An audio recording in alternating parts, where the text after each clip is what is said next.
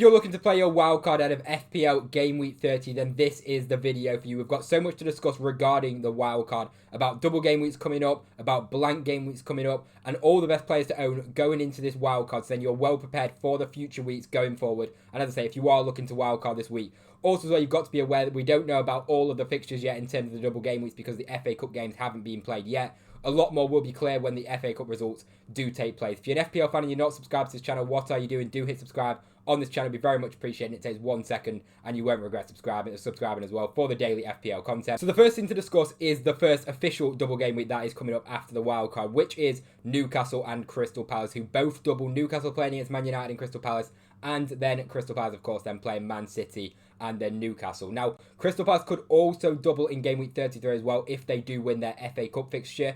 So there's an opportunity there for back-to-back doubles for Crystal Palace, and as well as that for Newcastle, they do play in the blank game week 34. They are not double game weekend in game week 33. So as I say, we will be kind of needing to fill up our teams with Newcastle and Crystal Palace players to make sure we get maximum effect on that double game week in 32, as that's the only two teams that are going to be doubling in that game week. So I'm going to be looking, of course, on players in that picture: Alexander Isak, Anthony Gordon, Eze, Mateta, of course, Munoz as well. There's a lot of players from those two teams that we do actually like the look of and are definitely very viable FPL assets going forward. As for blank game week 34, we don't actually know who's going to be blanking yet. We've got a few fixtures that we know and a few teams that still need to be confirmed depending on them FA Cup results. We're going to show you a table and a graph in a second showing you which teams are likely to double, which teams are likely to blank and all that. But so far the confirmed blank game weeks are Liverpool versus Tottenham, Chelsea versus Everton, Wolves versus Leicester, and then Newcastle versus Ipswich. And none of them teams will double in game week 33. So it depends if you've got your free hit available to you. A blank game week free hit in 34 is probably the right way to go. But if you don't have your free hit, then in a wild card you might have to kind of sacrifice some of your players to prepare for this blank game week as well. Because realistically, the players that are going to be doubling in game week 33 will then be blanking in game week 34. So the blank game weeks that are still yet to be decided is the Arsenal versus Crystal Palace game. Of course, Crystal Palace still being in the FA Cup. Bournemouth then against Man United. They, of course, face Man City in the FA Cup, so that game hasn't been confirmed yet. Then Brighton versus West Ham as well. Man City versus Aston Villa is a very likely double game week, as Aston Villa do play Preston in the FA Cup and Man City play Bournemouth. Only one of those two teams need to win for it to be a double game week for those teams. So a double game week is likely for Man City and Aston Villa. Then as well as that, we've got a potential double for Nottingham Forest if they win their FA Cup game, and then they play as Brentford in blank game week 24 potentially. And then Southampton versus Fulham. Now, Fulham and Crystal Palace both face each other in the FA Cup, so whoever wins that game will get the double game week and then the blank game week after that. So looking at this graph here, as you can see, these are the teams that are likely to double right now, just based on predictions on odds. So Aston Villa are likely to double in 33 against Newcastle and Manchester City. Brighton are likely to double against Brentford and West Ham. Of course, we know in game week 32, Crystal Palace and Newcastle already do double. Then as well as that, you've of course got Crystal Palace. It doesn't say they double, they could potentially double as well. And then you've got Fulham, who then, Fulham and for Crystal Palace, it's got Fulham as the favourites. So Fulham there could potentially double against Chelsea and Southampton. As I said, this is based on odds. Fulham and Crystal Palace in the FA Cup against each other is quite a difficult game to call, in my opinion. Fulham are the favourites at the moment. Then, of course, we've got Man City. You've got a very likely double against Everton then and Aston Villa. Newcastle, of course, we know double in 32. Southampton could double then against West Ham and Fulham, but it's Southampton at the end of the day. And then we've got West Ham who could double, a very nice double against Southampton and Brighton. So looking at a potential team, we'll just go through the team one by one and just explain why these players could be very good. Now, Henderson in goal has got obviously double game week 32, could maybe double in 33 as well. Southampton in game week 32 is the best fixture of the week. So Henderson is a bit of a, well, I wouldn't say he's a no-brainer because there's other Crystal Palace assets, because you could go for maybe an Eze in midfield, something like that. But then we've got Henderson in goal. As I say, good fixtures coming up, and he's got them potential double game weeks and already one locked in double game week already. Then you've got Gvardiol, who I'm not a huge fan of personally, but he has got the very likely double in 33. You've got to be going off the likelihood right now, and Gvardiol, as I say, is very likely to get that double game week. So, and Man City, I mean, they haven't been great this season, but Gvardiol going forward has got that chance of attacking potential. Definitely the best City defender to own. Then we got Kerkez, who's very good going forward, picked up 3 returns in his last 3 games, 3 assists. And a nice fixture against Ipswich and a potential double in game week 33 as well. If Man City do lose that game to Bournemouth, then Bournemouth would double in game week 33. So Kerkez could be a very viable option. Munoz realistically is just an absolute no-brainer at this point.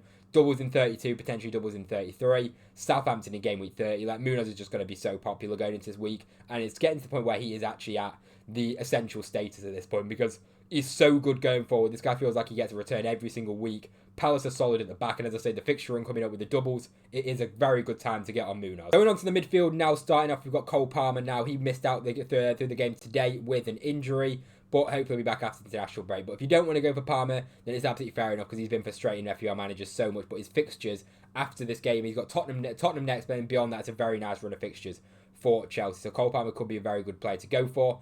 Then as well as that, you've got Anthony Gordon, who is suspended for game week 30, but he has got such a nice fixture, and that double, you will probably want to be owning Anthony Gordon for that double game week, because he's probably the second best asset after Alexander Isak at this point. Obviously with Lewis Hall getting injured for the season.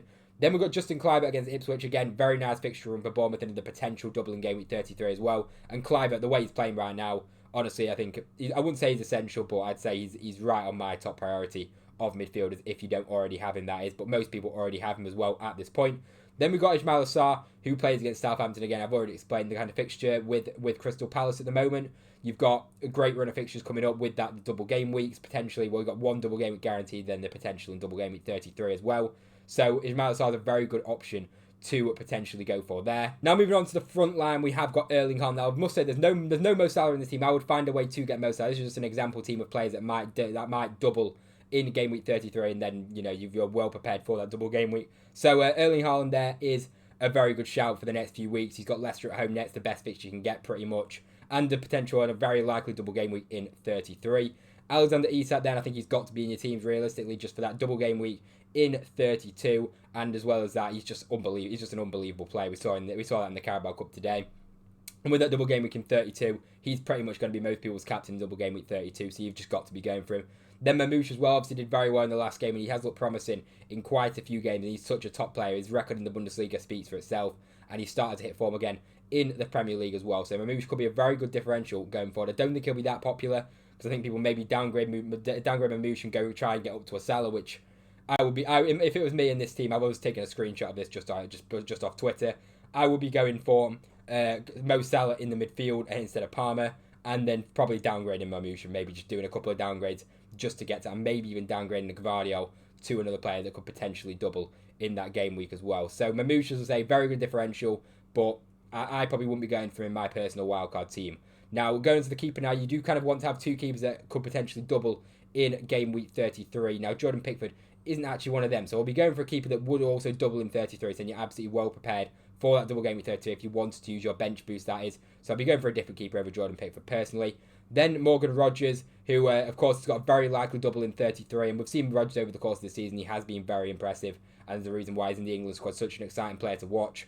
Then we've got Gabriel as well for Arsenal, and he's got very good fixtures coming up, to be fair, and at the end of the day, it's Arsenal, and Arsenal defence is just the best in the league, realistically, the best statistically. So I would just be keeping, I'll be keeping hold of Gabriel if you've already got him, and as I say, he's a decent asset to own. As an Arsenal defender, he's definitely the best one you can get with that attacking threat going forward as well. Then we've got Dan Burn as well. Of course, he's going to double in game week 32. I think the most popular Newcastle triple up will probably be Dan Burn, Gordon, and Isak going into that double game week 32.